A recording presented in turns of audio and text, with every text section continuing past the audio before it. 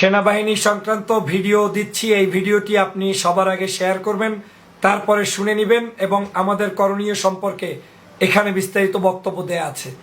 আপনারা জানেন ফ্যাসিবাদী এই শেখ হাসিনা গত কয়েকদিন পর্যন্ত বাংলাদেশে যে তাণ্ডব চালিয়েছে, হাজারো শিক্ষার্থীর জীবন কেড়ে নিয়েছে ইতিমধ্যে।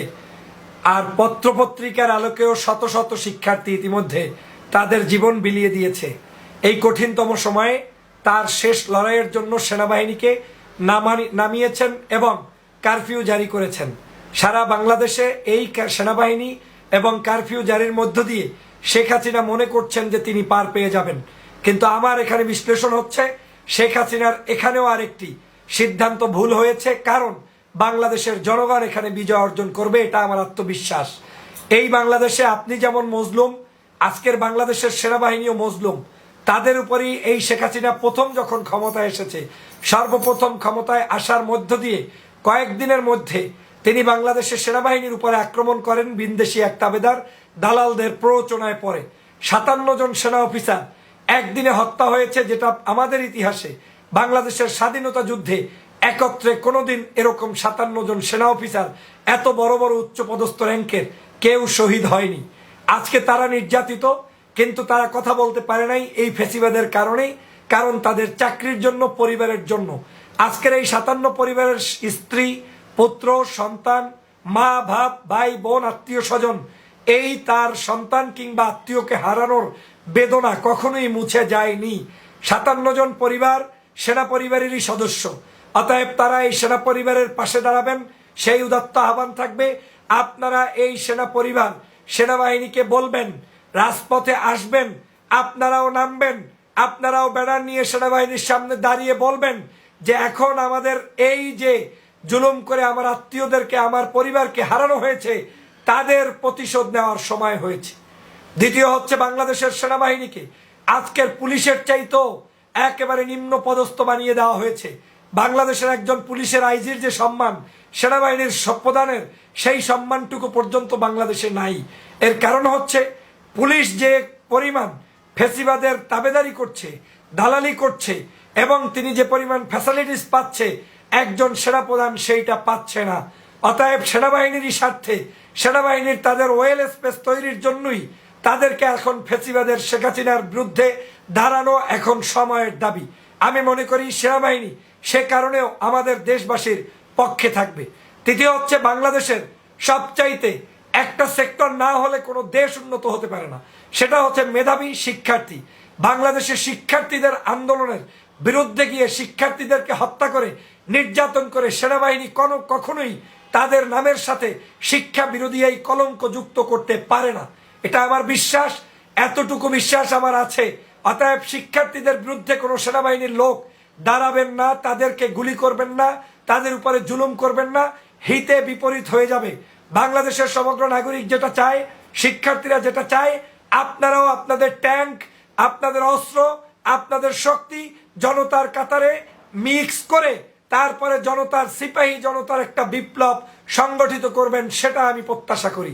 চতুর্থত হচ্ছে, বাংলাদেশের মানুষ জানে দীর্ঘদিন পর্যন্ত ফ্যাসিবাদী শেখ হাসিনা ভোট ছাড়া নির্বাচন করছে। এদেশের সেনাবাহিনী ভালো করে জানে যে শেখ হাসিনাকে কেউ পছন্দ করে না। এদেশের 2% মানুষও তার সমর্থনে নাই। আর তা যে নাই, সেটা গত 2 দিনে আমাদের শিক্ষার্থীরা দেখিয়ে দিয়েছে। কোথায় আওয়ামী লীগের এমপি, কোথায় আওয়ামী লীগের চেয়ারম্যান, কোথায় আওয়ামী লীগের মেম্বার, কোথায় আওয়ামী লীগের নেতাকর্মী, সব এখন গর্তের মধ্যে লুকিয়ে গিয়েছে। কেন জানেন? শুধুমাত্র তাদের এই জাইঙ্গা যে জাতির সামনে প্রকাশ পাবে, সেইটা যাতে না হয় তাতে ভয়ে ভীত হয়েছে। অনেকে দেশ ত্যাগ করেছে, অনেকে বিভিন্ন জায়গায় পলায়ন শুরু করেছে, অনেকে আমাদের মতো লোকদের সাথে যোগাযোগ রক্ষা করে আগামী দিনে ভালো থাকতে চাচ্ছে। অতএব আমি মনে করি এই ফ্যাসিবাদীর বিরুদ্ধে সেনাবাহিনী সকল তথ্য জানে, তারা দেশের মানুষের পক্ষে থাকবে। হ্যাঁ, সেনাবাহিনী চাইলেই সবসময় জনতার কাতারে দাঁড়াতে পারে না, সেনাবাহিনী চাইলেই সবসময় করতে যাবে না, কারণ তাহলে তার বিরুদ্ধে অনেক আইনগত জটিলতা থাকতে পারে। কিন্তু আজ কিন্তু সেনাবাহিনীর সুযোগ এসেছে। সেনাবাহিনী নিজে নামে নাই, সেনাবাহিনীকে নামানো হয়েছে কি জন্য? শান্তির জন্য।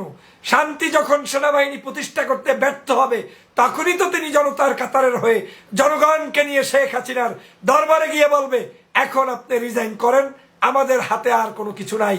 আমি আমার দেশবাসীকে, আমি আমার ছাত্র বন্ধুদেরকে দল মত জাতি ধর্ম বর্ণ নির্বিশেষে সবার কাছে যে মেসেজটা দিতে চাই, ভয় পেবেন না। আপনি যদি একবার উঠে দাঁড়াতে পারেন, আপনি যদি আজকের এই সাইদের মতো এই হাত উঁচিয়ে জনগণকে উদাত্ত আহ্বান জানাতে পারেন, তাহলে দেখবেন এই বাংলাদেশে আপনাদের মাধ্যমেই বিজয় হবে। আমি তো মনে করি বাংলাদেশের শ্রেষ্ঠ মুক্তিযোদ্ধা আমার এই সোনার ছেলেরা। আমি তো মনে করি আজকের বীর শ্রেষ্ঠ বীরুত্তম হচ্ছে আন্দোলন সংগ্রাম যারা করছে তারা। অতএব তাদেরকে, আমাদের দেশের মানুষকে সম্মান করতে হবে। তাদের নেতৃত্বে আমাদের আজকের এই আন্দোলন চালিয়ে যেতে হবে এবং এই ফ্যাসিবাদী শেখ হাসিনার পতন নিশ্চিত করতে হবে ইনশাআল্লাহ।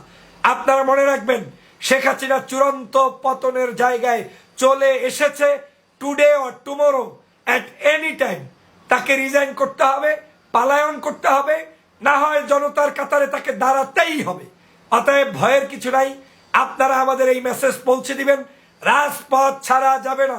পৃথিবীর যত বিপ্লব হয়েছে সব বিপ্লব কারফিউ ভঙ্গ করে হয়েছে, 144 দ্বারা বন্ধ করে হয়েছে, তারপরে হরতাল বন্ধ করে হয়েছে, কিংবা আপনার উপরে যত জুলুম অত্যাচার করেছে সবকিছু ভঙ্গ করেই কিন্তু বিজয় হয়েছে। বাংলাদেশের স্বাধীনতা যুদ্ধ যখন হয়েছে তখনও কিন্তু পাকিস্তানিদের বিরুদ্ধে যুদ্ধ করেই হয়েছে।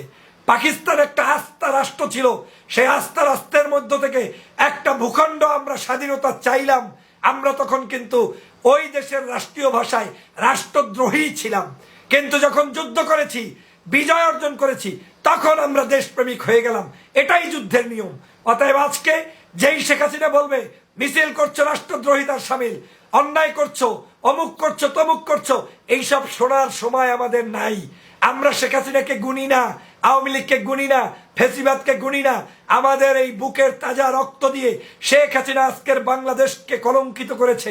শিক্ষার্থী 10 মাস 10 বছর থেকে শুরু করে আপনার বিশ্ববিদ্যালয় পর্যন্ত ছাত্রদের কারো বুক তার কাছে নিরাপদ নয়। তিনি সবাইকে গুলিবর্ষণ করেছে। অতএব সেনাবাহিনীর কাছেও আমার উদাত্ত আহ্বান থাকবে, আপনি সিপাহী জনতার বিপ্লব করবেন। আপনি শান্তির জন্য নেমেছেন, উই আর ওয়েলকাম ইউ।